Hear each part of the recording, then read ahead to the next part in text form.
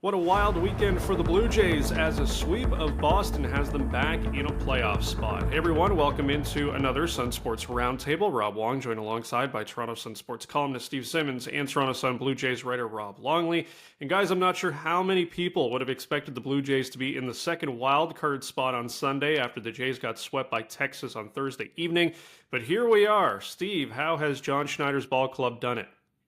I don't know if John Schneider's ball club has done it, or just the circumstances that are absolutely crazy have gone on over the past 3 or 4 days. Houston, Texas, Seattle. What were they, 1-8 on the weekend? Texas sweeps Toronto, gets swept in Cleveland. Houston loses World Series champion, lose 2 of 3 to Kansas City, maybe the worst team in baseball. Seattle played the Dodgers. Give them at least a little bit of a break here. They get swept. And the Jays win 3 games under the most unusual, strange circumstances you may ever see them win 3 games under. And so, yeah, we're feeling great about the standings today. I'm not sure I feel great about anything other than the standings today. Well, Rob, I got to tell you, 4 days ago, I sat beside this guy who's also on this call and watched him type that the season was over. And I begged him not to type that because so much craziness has happened in this division, and so much variance in form from these teams that nothing is predictable. I joke a little bit. I mean, after that Texas series, the Jays certainly did look done, and that's what Steve wrote. But as he just alluded to, it's not so much what they've done, because they didn't play particularly well against the Red Sox. They struggled offensively, as they have all season, and basically had at least 2 of those wins, if not all 3 of them, handed to them. And then the dream scenario on the out-of-town scoreboard. Everybody else lost. And that just shows you what kind of a race this is. It's more of a crawl than a race. And I think we got to zoom out and look at what this team is capable of should they get in. And now it's starting to look likely that they will get in. What kind of damage can they do? And unless they can find a way to hit, yes, the pitching is outstanding, and as it has been all season. And yes, there's been a belief that could carry them into a long postseason run. But this just in, you do have to score some runs. And I'm not so sure if there's anybody on this offense that can sustain a run of scoring enough to win a playoff round. Well, that one ending against Boston just sticks in my head. Yeah. When Varsho hits a line drive right at the center fielder. Only problem was center fielder broke in on the ball and completely misplayed it, so it went over his head, and game ends there. And if you play that, I don't know, 15, 20 times? 13 or 14 times the guy's making a catch. Or any center fielder, frankly, is making the catch. And then who knows who wins what game. And that's the crazy part of what's been going on the last couple of days. Bo Bichette throws Devers out at home yesterday, where he decides to leave on the play, but he doesn't run.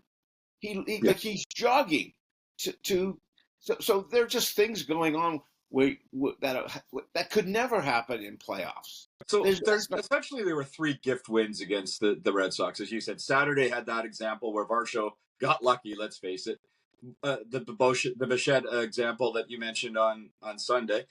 And then in the opener of the series on Friday, the Red Sox came in having played a doubleheader in Cleveland, dead tired and uninspired, and played like it.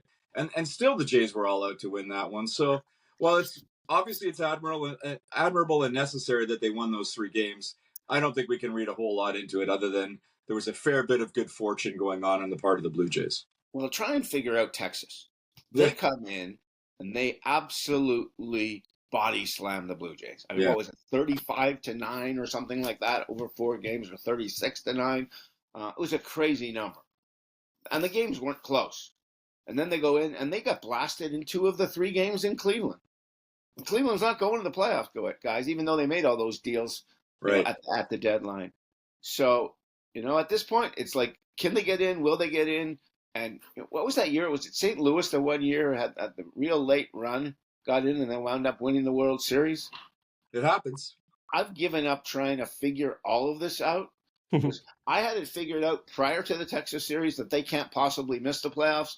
Then I had it figured out after the series that they can't possibly make the playoffs. And now I don't know what to figure. It's schizophrenic sports writing right now.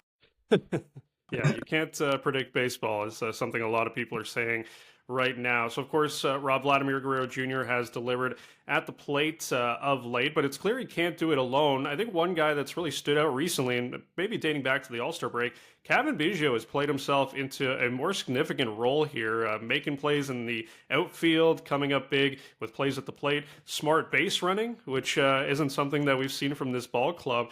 Down the stretch here, is he someone that deserves more playing time, considering how much some of the other regulars have struggled? Yeah, he certainly earned it, Rob. And as you mentioned, he's done a lot of things down the stretch. He's hit. He's played well defensively.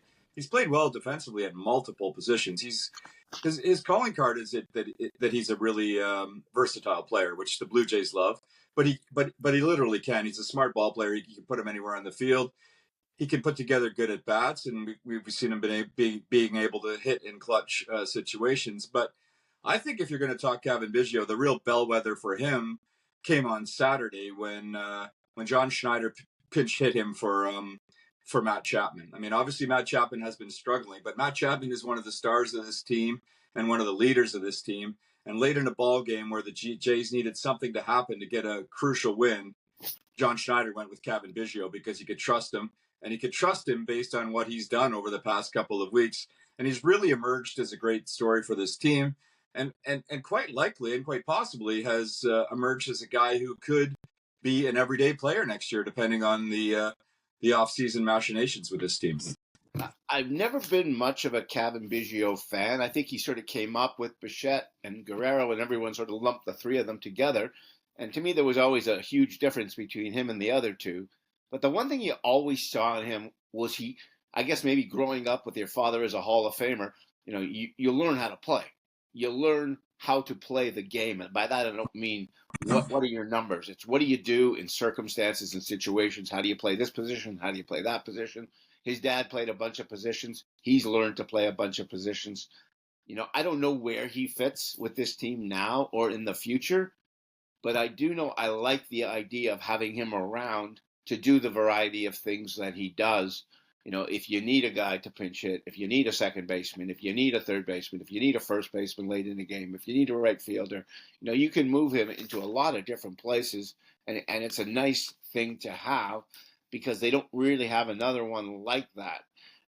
And so until he got hitting, I thought, well, it's a nice thing to have, but he can't give you much offense.